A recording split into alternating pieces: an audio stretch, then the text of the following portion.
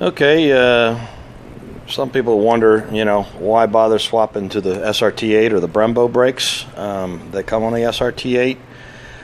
It's mostly to do with the after all, this is an RT, so it's not a base model by any means.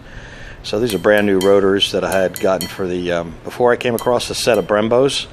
I just refurbished the brakes that were on the RT. So these are brand new rotors. And you can see it's about roughly, you can't see it from here, this angle's not giving you the right, it's about 12.5 inches across, that rotor. This one's about 13.5, about an inch larger. That's not really the more impressive part about the difference between this two set of brakes. This is the RT rear caliper and pads. It's a single piston pushing out here and then drawing this together. And this is the rear caliper with the Brembos, as you can see, and this is the size of the pad. Here's the size of the pad by comparison. So you've got 4 pistons on this, and the size of this is bigger than the front brakes, which do most of the work on the car. This is bigger than the front caliper on most sets of brakes. So the all important thing about it is the fact that, get up and go is really cool, but you better be able to get on the binders if something jumps out at you on the road, like somebody in their beater coming across 3 lanes of traffic. So it's pretty important to have the ability to stop. This is almost a 4,000-pound car, and especially if you decide to do an engine swap and go up in horsepower. Generally, people don't pay too much attention to the brakes, but that should be the first consideration. With that said, I was able to pick this set of brakes up. The rotors were no good. They were damaged. Pads were no good. They were damaged as well. But this set of Brembos for about $1,000, and then with new rotors and pads, it was probably another $400. I think it's well worth it, because if you get a set of Brembos over the counter at this particular stage, who knows what they'll be in the future, they're roughly about $8,000. Now, when I did my first build with a Dodge Daytona, the car came with a set of Brembos on it, and people wondered why I just didn't build the car up from stock, adding aftermarket suspension, and then why I did the whole complete body over. And I'd explained that basically the value of those brakes alone was what I paid for the entire donor car. So if you were to try and do this aftermarket, it's a pretty expensive proposition. So it's a pretty big upgrade. But I'm here to tell you that they make all the difference in the world. The car handles beautifully and stops just so true. So I swear by these things. They just give you such a sense of security, especially with a big heavy car and trying to whoa it up at speed. Anyway, I just thought I'd show you the comparison of the two sizes. It's quite a bit different. It's not just a little bit of a difference. It's a whole three pistons, more power, stopping power, with a lot more surface area on that rotor than on this rotor here. Anyway, I just thought you might find that interesting. And just from a purely aesthetic point of view, that's a thing of beauty right there. I like it. On a side note, I took the Daytona all the way to Carlisle, 900 miles round trip. Pretty uneventful. A little bit at the beginning, it seemed to be a little bit of an overheating issue, but I think it was a stuck thermostat. I haven't had this car out probably in but 2 or 3 times this year, and but it settled down, and so that wasn't an issue. But about an hour out from getting home, got caught in a torrential downpour, and lucky for me, I had Rain-X'd the windshield, because I had a catastrophic failure of my modified mechanism for my windshield wipers. This tab right here, which this whole mechanism had to be shortened, and then this bar here had to be created to get around some of the obstacles in there. Basically, this little tab here had to be shortened because this dictates the sweep of the wipers. And what happens is this has got a lot of plastic. This you can't take this apart. Basically, this has rubber grommets and nylon and all kinds of good stuff going on here. So when I initially welded this tab together after I shortened it to get the right sweep, apparently the weld was a little bit cold because I was really hesitant about really, boiling it in there. So this time around, I figure, what the heck? I'm either gonna weld it right and get it solid, or not use this at all. So I used several means to protect the rubber grommet. I isolated it a little bit with some leather, and I cooled off the welds as I went. It took me a while to get it put back together, but yeah, I got caught in a downpour, and it broke with them in the up position. So I drove the rest of the way with that, not knowing whether it was an electrical problem or whether or not it was, for me, fortunately, it was a mechanical issue, because electrical, forget it. I have no idea where to start with some of that stuff. Anyway, so had to take off the hood, because that I was able to take the cowl off. There's the cowl piece sitting over here. Remove that to expose the wiper motor and everything else. So a little diversion, but I was really anxious to see what it was that gave up the ghost. But anyway, just thought I'd show you that.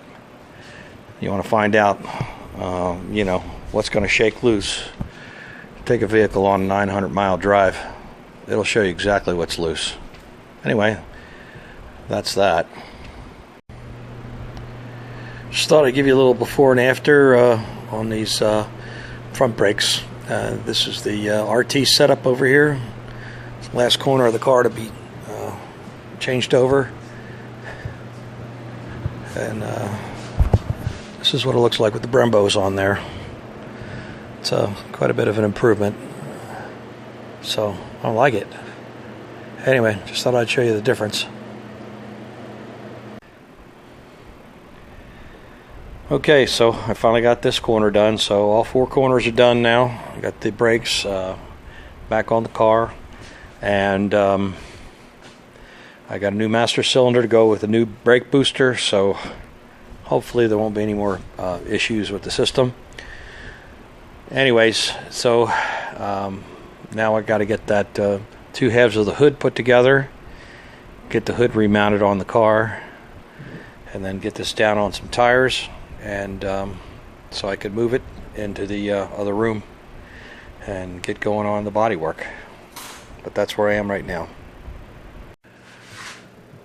Okay, so I've got the inner skin back up off the jig, and what I'm going to do now is I have to take this material, which is the stuff that I mocked up with. In other words, I had a bunch of these strips glued down. Since I've taken them off to create a gap between this inner skin and the outer skin, create a cushion so that it won't vibrate, also that it won't be attached in the middle anywhere, so it could expand and contract at a different rate as the lower structure. Now, conventionally, the way that's done is there's an expandable foam, but I've used it on one occasion, and you've got to be really quick putting the two pieces together, and this being a large structure like this, I don't want to take the chance of it popping too quickly, because it dries really quickly and expands, and then it's done. I've seen guys use it for putting roof skins on, and I've seen them have to start peeling the whole thing back off because they didn't get it positioned right when that stuff started to pop. So not taking any chances if I don't have to. So this is a little unconventional. Usually this thermal mat covers the entirety of the bottom side, but I need this to create this cushion, so I'm going to put it on the top side around these openings. Now, I don't want to cover the entire thing with the mat, because as you get to the edges here, it has to taper to 0. Now, this is pretty compressible, as you can see right here. So what I have to do first, and this is what I'm starting out with, and I'll take you through step by step of what I'm doing here, is I want to be able to cut out a pattern of that material that's going to be roughly 3/4 of an inch bigger than this opening, so that I can glue about 1/2 of an inch of the perimeter down with a contact cement and get that in place. Now the contact cement will just be to really hold it in place until the skin is on, and then the compression of the skin between the two to create that sandwich should be enough pressure to hold this in place. But the glue is also a high heat glue that they use for headliners. Now I learned my lesson the hard way. On the last build I used regular contact cement for upholstery that would be used in regular temperatures on the doors, and I had to redo them. I'd take the entirety of the vinyl off of there and put the high heat stuff on there. Same situation here, so I'm using the high heat contact cement that'll glue these patches of that material down to this skin. So what I've done is I've taken my blanks and I've taped them up, then I've gone on the back side, traced them out, and you see the pencil line is where it was traced out, and I've added a 3/4 inch piece of tape. So I'll have a 3/4 inch, it's 3/4 inch larger than this opening. Then I will back that off of 1/4 of an inch, about where my thumbnail is right here. From here to the end will be where I'll apply the glue, so that I don't have any glue appearing on the inside of the underside of the hood. So that's where I'm at right now. I'm just making these patterns so that I have something to lay down on the material and cut the shapes out. So they're symmetrical, so I only have to cut 2 sets. Alright, I'll show you what I'm doing after I get this part of it done. Okay, so basically you see that I took this pattern, which is 3/4 of an inch bigger than the opening. This on the inside of this yellow tape, you can see that this is about 3/4 of an inch right here, so that this pattern is 3/4 of an inch bigger than the actual opening over there. So what I have now is, now that all the pieces are cut out, one for the left and one for the right side, I've gone ahead and taped out 1/2 of an inch in from the edge. And you can see over here, I trimmed off that 1/2 of an inch, and that leaves a 1/2 inch exposure around here. I'll use the same piece of paper that I use as a pattern as a dam for my gluing. When I spray the glue on, this will keep the glue about 1/4 of an inch away from the opening, which is what I want. Now, of course, I'm doing that. There's 2 sides to this. One side is the furry side with the fiberglass on it, and the other side has a slick surface. Is what I'm actually apply the glue to. This is the part that when you look under the hood, you'll see this part. Anyway, I'm also cut a hole in the center here so that I could tape it down and keep it from scooting away. And I'll just use these twice and then I'll dispose of them.